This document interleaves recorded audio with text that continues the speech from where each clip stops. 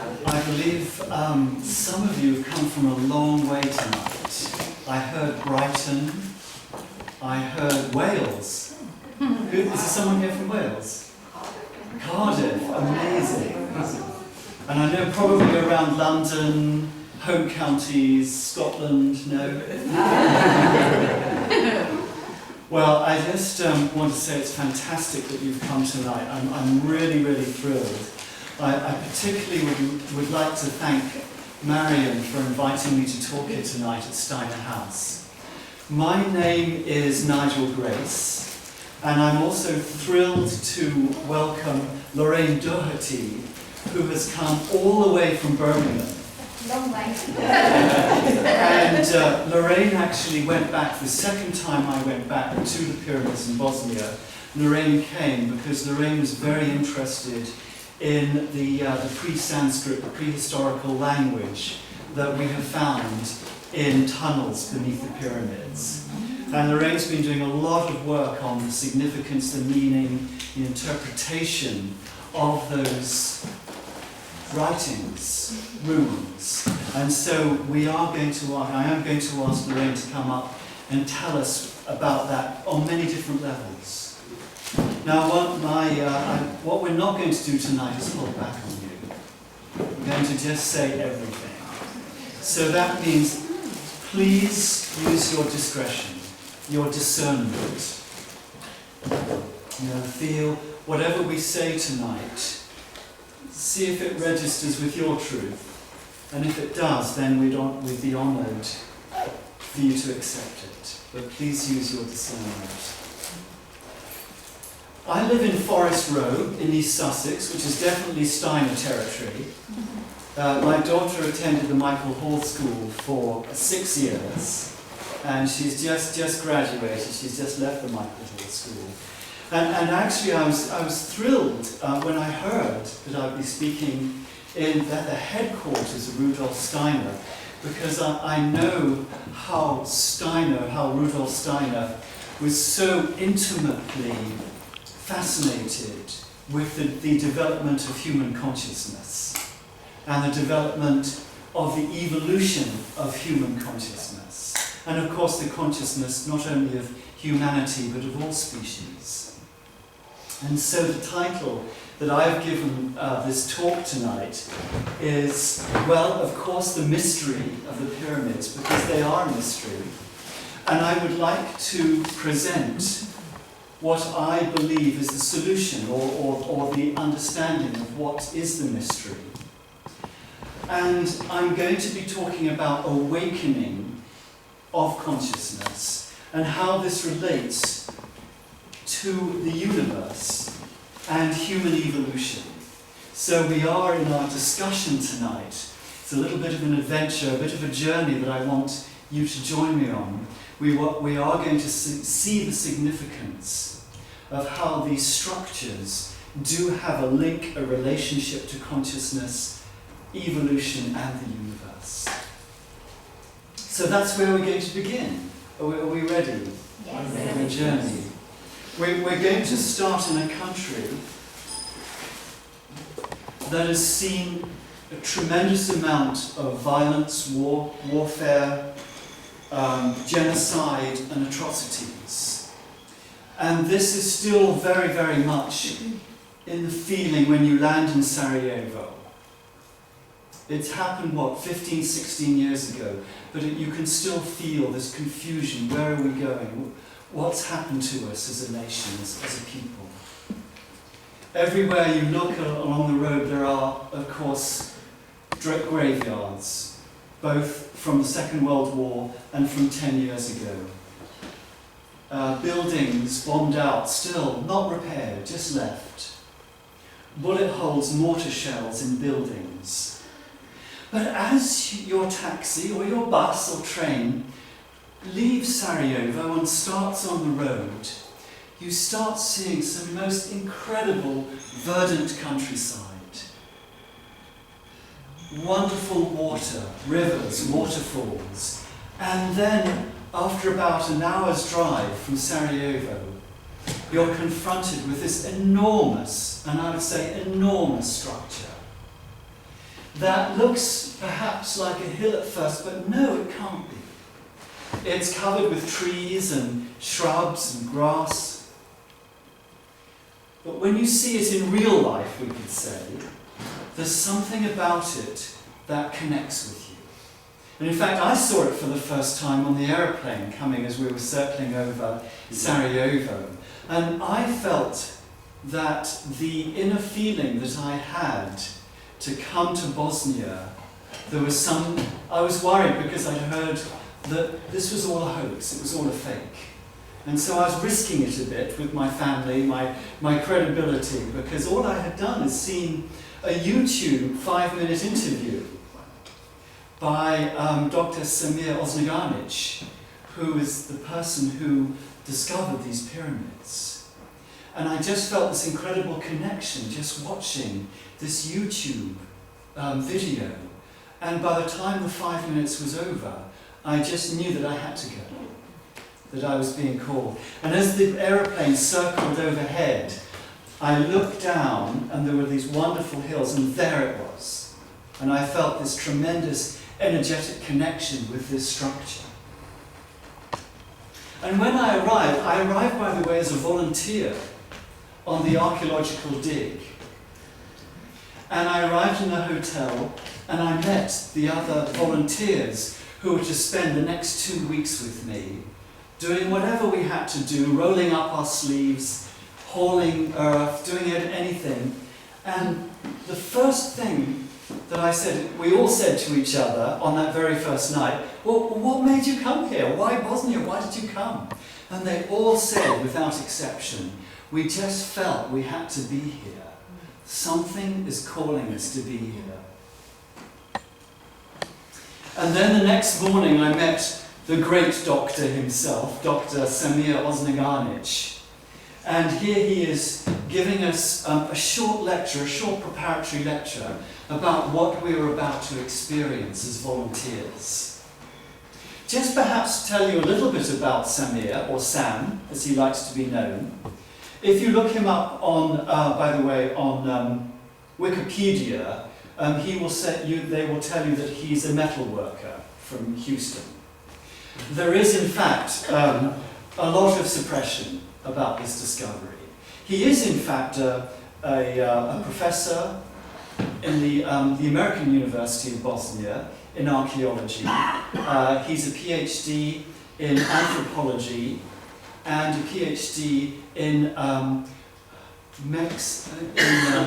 Mayan pyramids, Mayan artifacts. And he discovered these pyramids. Well, of course, they were always there, except the villagers living in Visoko said, well, they're a hill, they've always been here. But when he looked at it, he realized that it had a perfect orientation and a perfect structure that would classify it as a pyramid. And there it is, dominating the village of Visoko. It's 220 meters high, higher than Cheops's pyramid in Egypt, which is 147 meters high. So if it is a pyramid, it must be the highest, largest pyramid in the world. And secondly, it is surrounded by 4 other pyramids. It's not just one, so it's called the Valley of the Pyramids. And when we look at the summit of each of these pyramids, the first one that I showed to you is the Pyramid of the Sun. Then behind it we've got the Bosnian Pyramid of Love, the Pyramid of the Bosnian Dragon, the Temple of Mother Earth, and the Pyramid of the Moon. And I was involved with excavations on the Pyramid of the Sun and the Pyramid of the Moon.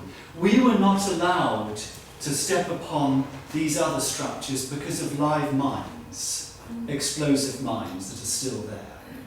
Therefore, it's too dangerous to walk there.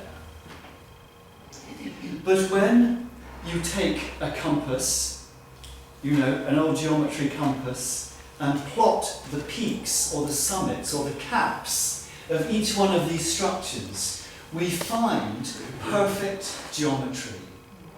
to the nth degree. In fact, the layout of the Valley of Pyramid between the pyramids of the Sun, the Moon and the Dragon forms a perfect equilateral triangle. Absolutely perfect. But moreover, when you plot the peaks or the summits or the caps of the other pyramids, plus the entrances to some underground tunnels, and draw a circle, it forms a perfect circle. So one could ask, how is it possible for natural hills to arise with such perfect geometry? Now, when you look at it from the back is built up somewhat, but when you remember that these pyramids have been here for thousands of years, probably going back beyond the last ice age, it's quite possible that a glacier did move down here and shifting some soil, and with the melting ice sheets, some could have built up there. But when you look at this is the northern face of the pyramid, and align it with the cosmic north, the North Star, we find that it is 0 degrees, 0 minutes, and 12 seconds, orientated towards the north. Now it's interesting that Cheops's pyramid, which of course is known for its perfect geometry, is 0 degrees and 12 minutes. So this pyramid is even more precisely orientated towards the cosmic north. And that is fascinating.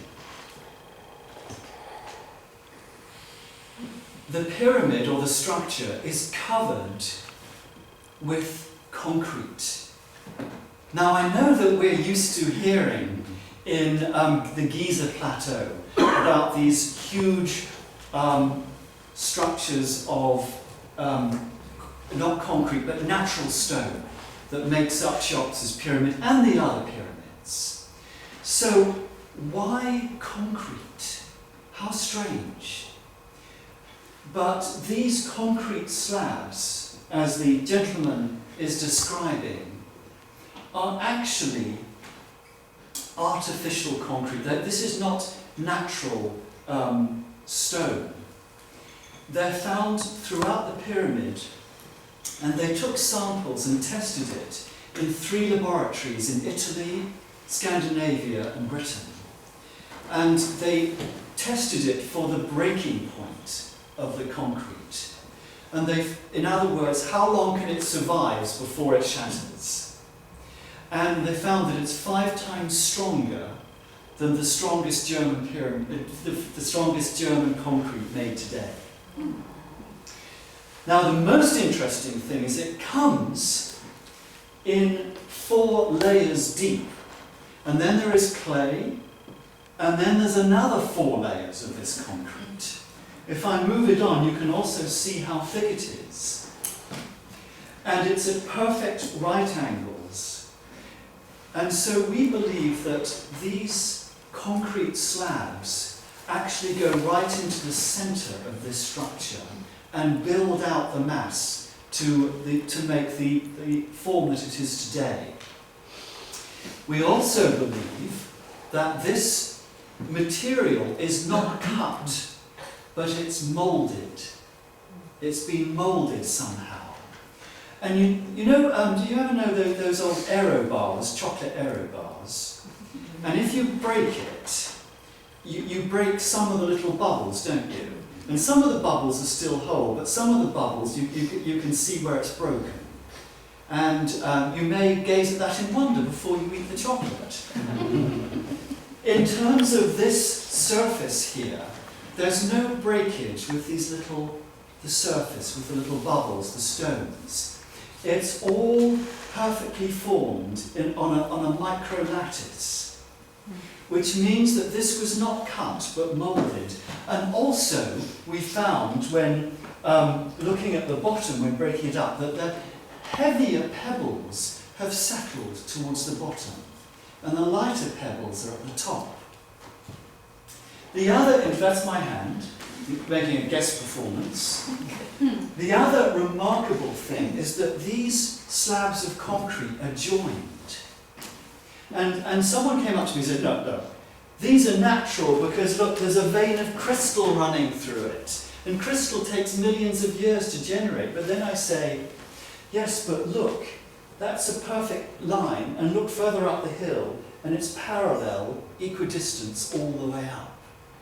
And then when we see where the concrete has been broken apart here, because the people who came to settle and build houses on the surface used dynamite.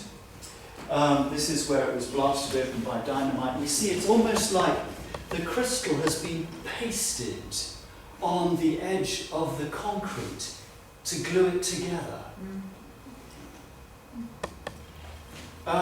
During a conference this summer, a gentleman called Klaus Donner, who's an Austrian researcher, took a small aeroplane with some georadar photograph equipment that they use for oil excavation.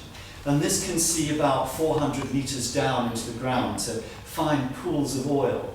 And they found in the structure of the Pyramid of the Sun tunnels and passages. And the white is the closest to the surface, and then it's blue and red and dark blue. And so these are the tunnels, passages, and entrances to the pyramid according to georadar photography from the aeroplane above.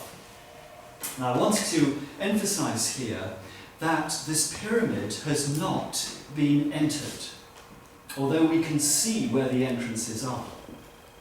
So perhaps, without the foliage, this is what it may look like. The other thing is that if you take heat photography, this is a normal hill, what we call a natural hill. You can see the pockets where the heat is retained. Whereas with the Pyramid of the Sun, there it is, you can see the natural heat rising from the top. Where the Pyramid of the Sun, it doesn't retain the heat, and there's waves of thermal energy coming out of the pyramid. Much more so when we actually find something absolutely astonishing, is that scientists have measured a beam of energy about 4.5 meters wide that is in action, it is working, and it is emitting frequencies in the range of sonar. This is above our hearing level. And this beam of energy you can record with sonar recording devices. And I'm going to play the recording for you in just a minute. In fact, I have 3 recordings.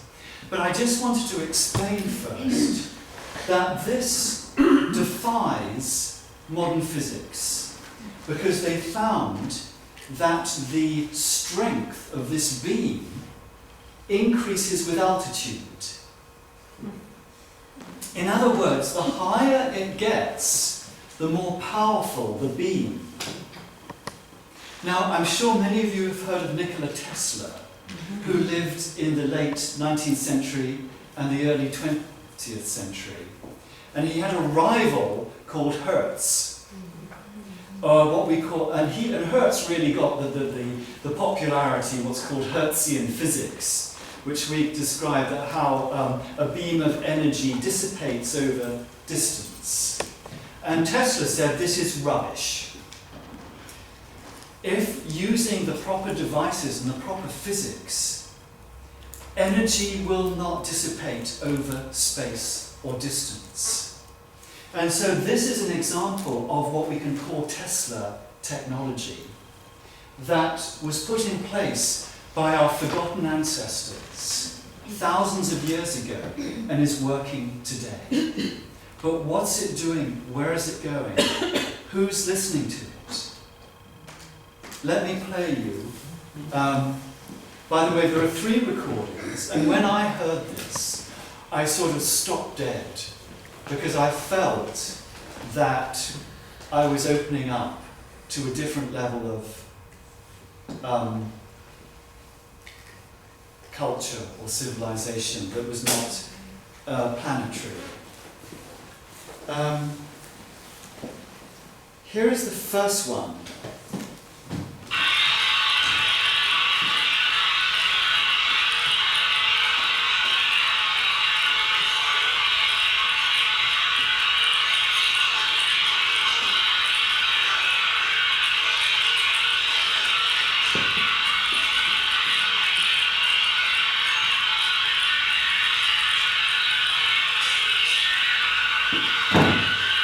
Just lasts about 5 seconds more.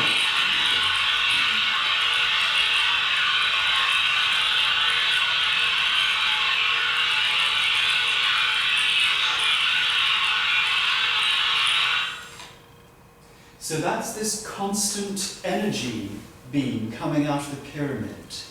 And then we took the recording equipment around the summit and down a little bit, and we found a very different sort of recording, also in the sonar level, but we could actually hear this one with our, I was going to say our naked ears, with our human ears. We can actually hear this.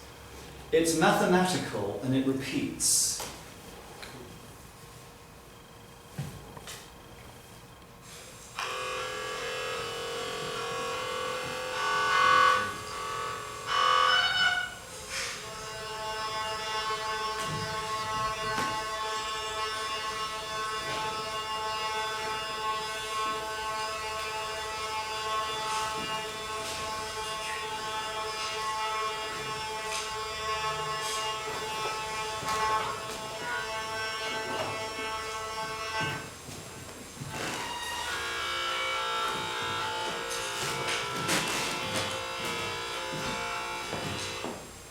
And this repeats in cycles and cycles. And when I heard that, I thought some information is encoded in this. Later on, I'm going to play you 2 more recordings from the labyrinthian tunnels beneath, where I believe we can hear real communication as well. So, as a volunteer, of course, I was given a job, which was pretty hard physical labour, which I enjoyed very much. This is the northeast slope, which you can see is incredibly verdant and lush. And our job was, again, to find a possible entrance to the pyramid.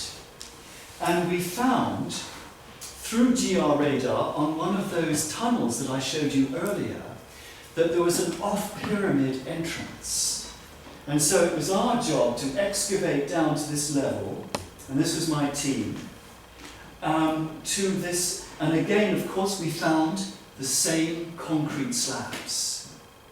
So we used archaeological methods of trowels and digging and carefully sweeping away all the earth, photographing it, measuring it.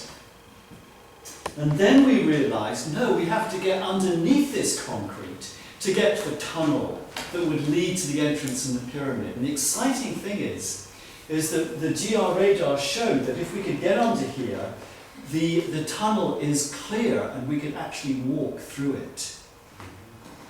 So there we are. This is Runa from Australia, who's actually a forensic scientist with the police force in Adelaide, who came out to be a volunteer. And here is Sarah Akonchi, who's the head archaeologist from Milan. And here she's explaining, and we use, as you can see, very sophisticated equipment here, with the buckets and the spades. The amazing thing is that when you look at this concrete, you just walk up to it, look at it carefully. I put a little bit of water on it here. We can see crystal, and an amazingly high concentration of crystal. This whole structure is filled with crystal in this concrete. And there's a reason for that I found out later, is that crystal resonates, it vibrates, it creates sonic frequencies.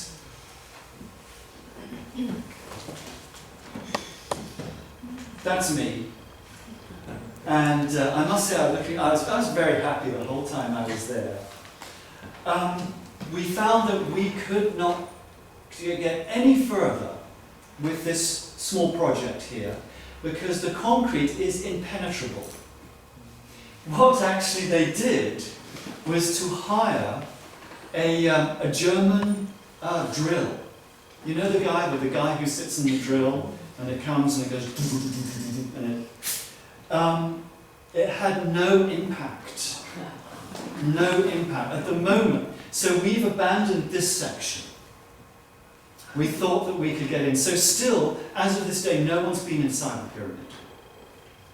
I have a dream that I'll be one of the first. But there are other ways to get into this pyramid, which I'll be showing you next. Well, first of all, just above where I showed our guide at the beginning in the early slide, they have found an entrance, but it's very narrow. And at the moment, we're getting permission to be able to excavate and open this up. But as you can see, the camera crew came. This is the first possibility of an actual entrance. So, moving on, we started the Pyramid of the Moon. And here is the, as you can see, very elaborate, very beautiful signage taking us up to the Pyramid of the Moon, or the Vodik Pyramid Mizeka. Miesetsa. Thank you. And there are various sites that are being excavated on this structure. Unlike the Pyramid of the Sun, which has regular concrete on its surface, this is very different because these points of excavation show an external terrace, like this. So externally, you can see, now the Orthodox universities will come here and say, that's natural.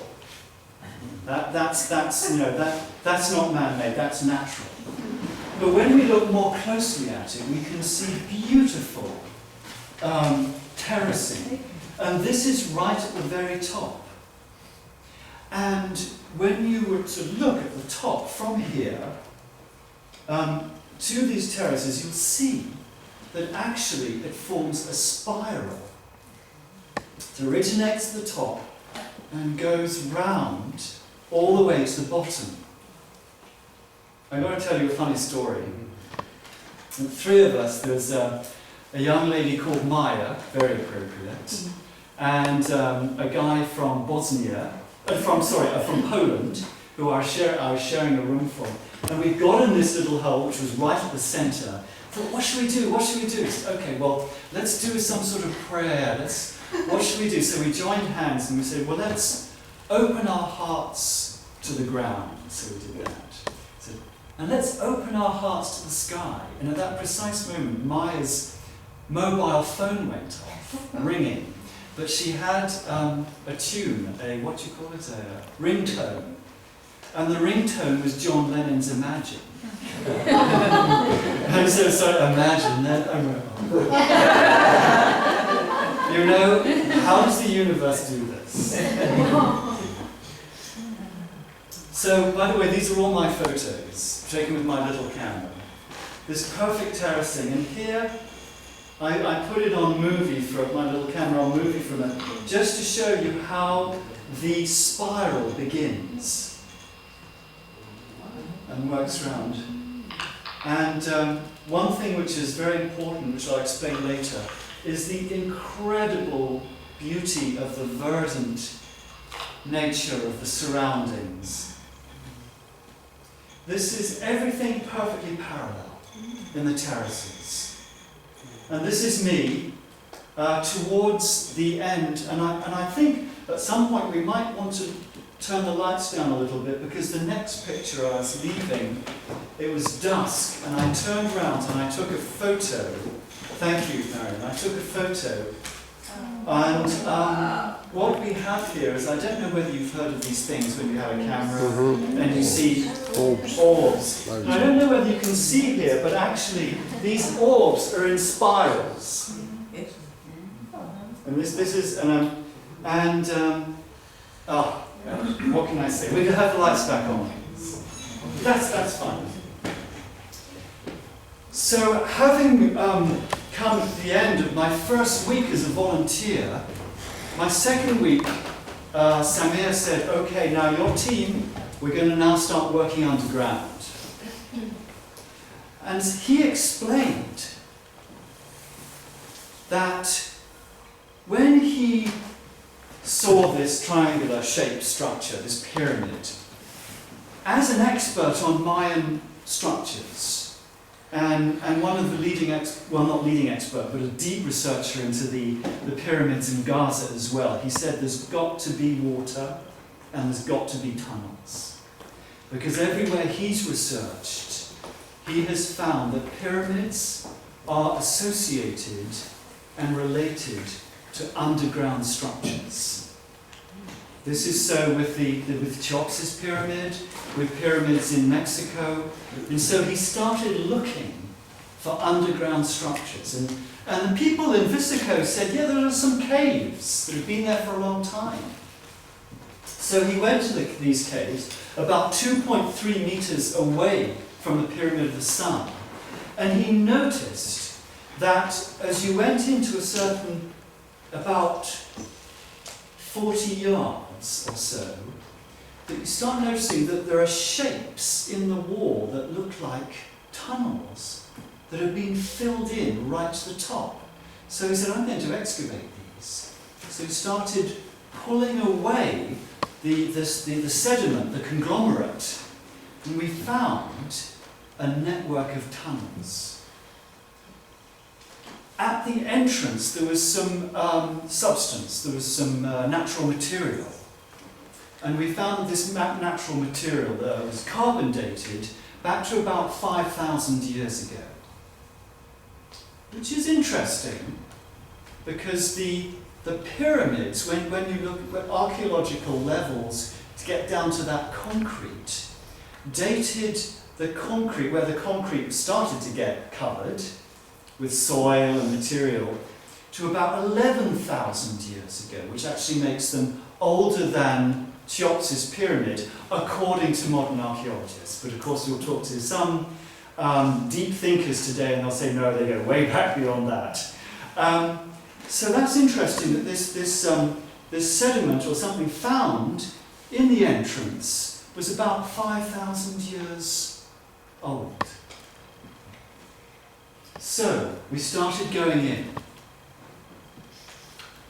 And here is why, this is where Samir Osnaganic is. This is my team of volunteers. I took the photo. And he was explaining to us that actually the tunnels were created at the same time as the pyramids were built. But 5,000 years later, they were filled in. So he was saying it's a mystery why the tunnels were built and a mystery why they were filled in.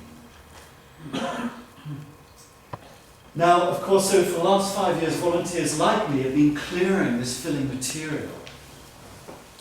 But there are some very magical properties about these tunnels. The first thing is, I don't know whether any of you have been in a coal mine. Without artificial injected oxygen in a coal mine, you will run out, you won't be able to breathe after 50 meters. We were working 250 meters down in these tunnels, and the air was fresh and cool, and in fact was clearer and purer than the air outside. Also, the temperature in the tunnels was a constant 11 degrees Celsius. In the winter and the summer, constantly the same, which is quite cold when you go in there at first, but actually after I found is the ideal temperature for working. So the first thing that we discovered was, I can breathe, but boy, can I breathe my lungs opened up. And the other remarkable thing is that, that scientists found that the ionic count was very high. And of course, some of you may know that the ions are negative ions are very important for our health. For example, when we're by a waterfall, in a forest after a rainfall, the ionic count goes up. In London, it's about 100 ions per cubic centimetre. In the mountains, it's about 1,000, 2,000 ions per cubic centimetres. In the tunnels, it's 43,000 ions per cubic centimetre. Now, the importance of this is that, first of all, a heavy concentration of negative ions enriches oxygen in our bloodstream. And as a result of that, toxins are more easily secreted. And also, the amount of oxygen in the brain is increased, so that we feel more alert. And also, stress, fatigue, tiredness, headaches just vanish within a few minutes of being in the tunnels. So my experience was of one of almost instant rejuvenation and also sudden positivity and happiness. And even though I was in these tunnels, which were about up to here, right? And I was 25 meters under, I never felt claustrophobic. I always felt happy and joyful. In fact, I was known for sort of having this inane grin on my face when I was walking around the tunnels. This is to show, this is the conglomerate, which is this is the natural conglomerate, not the filling, that is also found identical to exist in the concrete. So that shows that the concrete was made from the conglomerate, from the tunnels. So we would say that whoever built the pyramids were an eco-friendly culture. This shows also the beauty, the egg shape of the natural tunnels and how the crystal also shines. We can also see very clearly here how the natural tunnel, no, not the natural, the earlier constructed tunnel, maybe 11,000 years ago, has been filled in. But it's been filled in with astonishing precision. Who were the people who built the pyramids and the tunnels? And then why did they or someone else come back 5,000 years later and completely fill them in? Samir was telling me this for one of two reasons, or it could be a third. The first reason is that there's something in there that 5,000 years ago they wanted humanity to have no access to. Or there's some technology in there that they wanted humanity to have no access to. And Samir said, I believe it's the latter. I believe it's the technology. Here he is showing us something that is quite astonishing, because in these tunnels there is yet a more ancient artifact. And these are artificially made ceramic megaliths, dated to 32,500 years ago. Not necessarily when they were placed where they are now, but the time on which it takes the sediment to settle on them and build up. So if you were to dig down and to measure the strata, you'd come 30,000. Now, the astonishing things about these is that they had inscriptions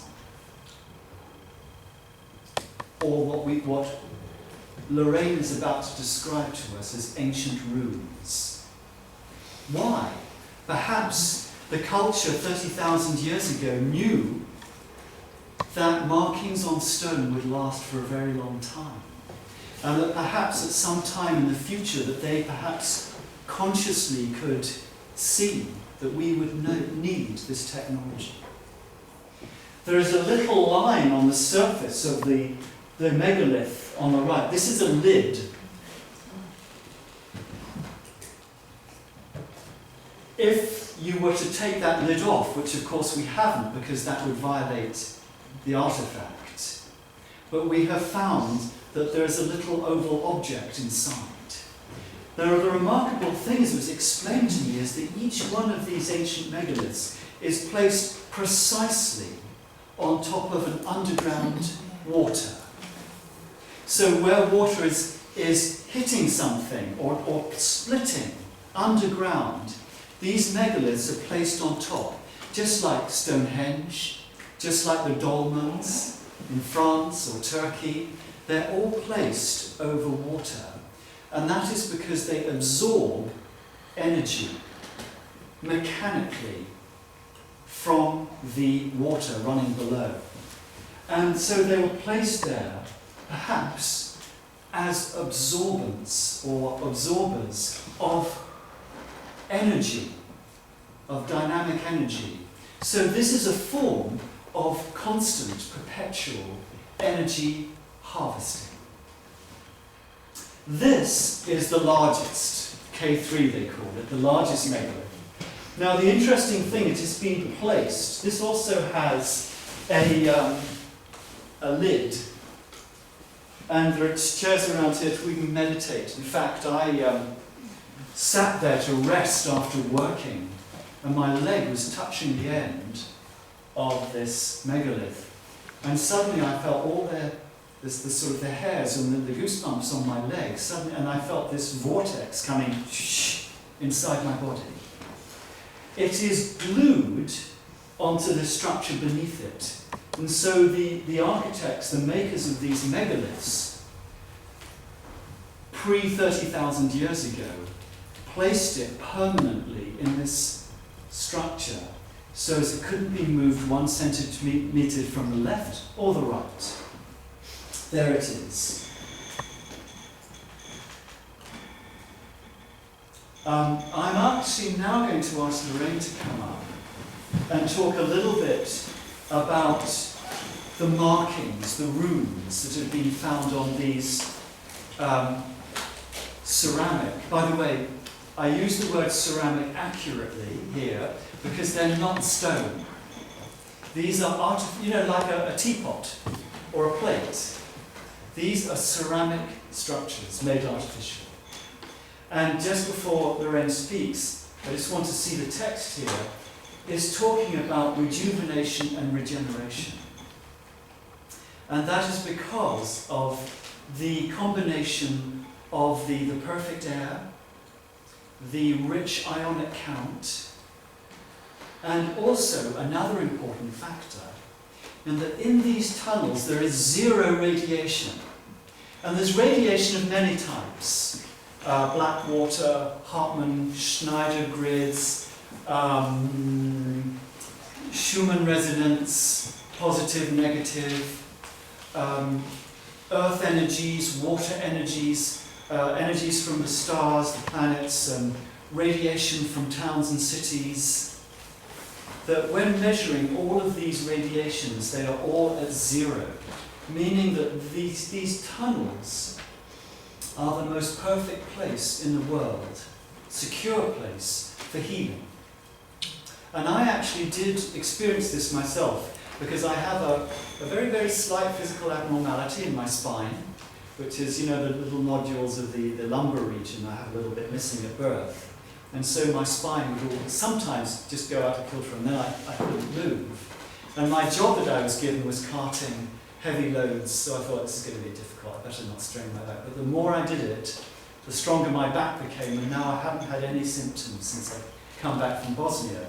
And also I had a heavy cough, and that's gone as well. So it is a remarkable place of healing. Lorraine.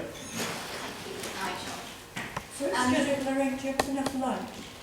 Could I have it up just slightly, please? That'd be lovely, thank you. Only because I want to read. few things.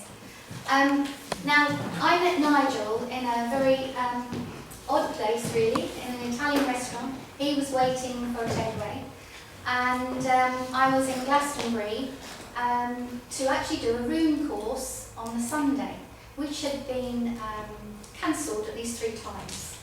So I met him in an Italian restaurant and spoke with him. He told me that there were talks going on across the road, and he was doing a talk on not anything to do with this. So I remembered my room course finished very quickly on the Sunday. I had half an hour.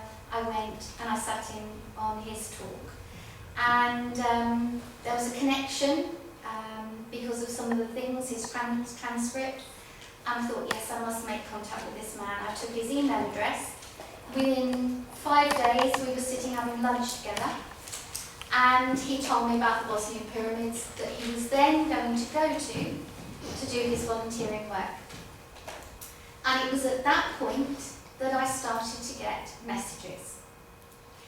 And they were messages like time and space coming together. That there were thick marks down in the tunnels and Nigel needed to take photographs.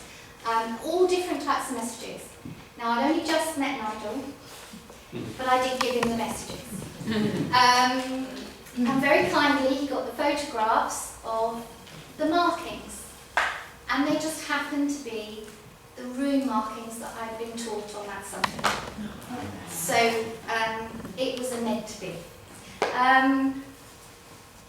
I then pestered him really to take me when he was going, and he took me along with him, and 11 of us went.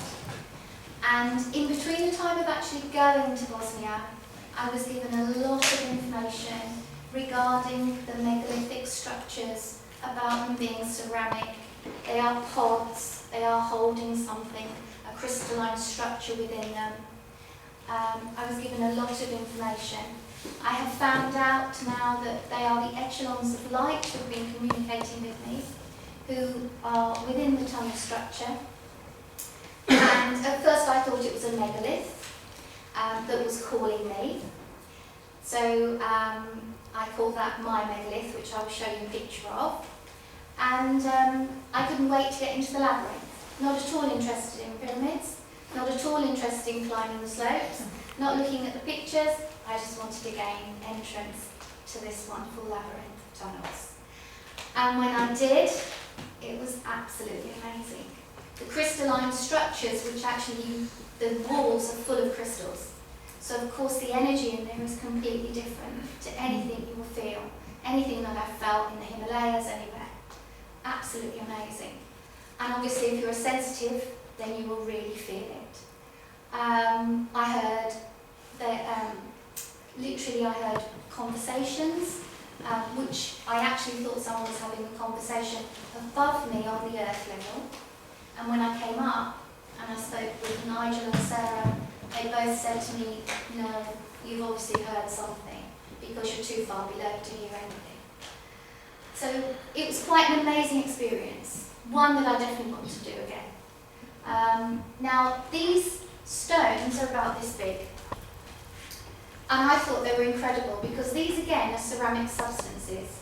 These have been made and you have markings on them, and I believe these to be markers for an energy system which slowly progresses through the tunnels.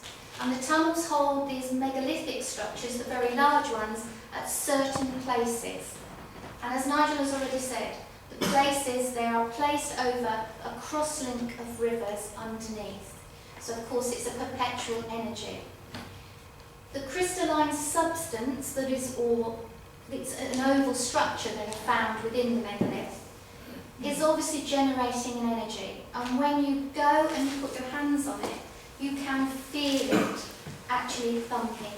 You can feel the energy going through. It's quite an amazing feel. Nigel felt it like a vortex, I felt it like a thud, as though it had a heartbeat. It was quite incredible. Now, my thing was the runes. Although of course I had all this coming from this megalith. Now, this megalith, I knew this one was mine because Nigel took me through the tunnels and I hadn't found my megalith, and he kept saying to me, have you found yours yet? No, no. As soon as I spotted this one was it. This was the one that had the rune markings on, which I didn't know. I thought the runes were not even on the megaliths at that time. So for me, this was just incredible. I have only deciphered these runes here. And when I say deciphered, I'm no rune master. But to me, the way these have been placed, and it's important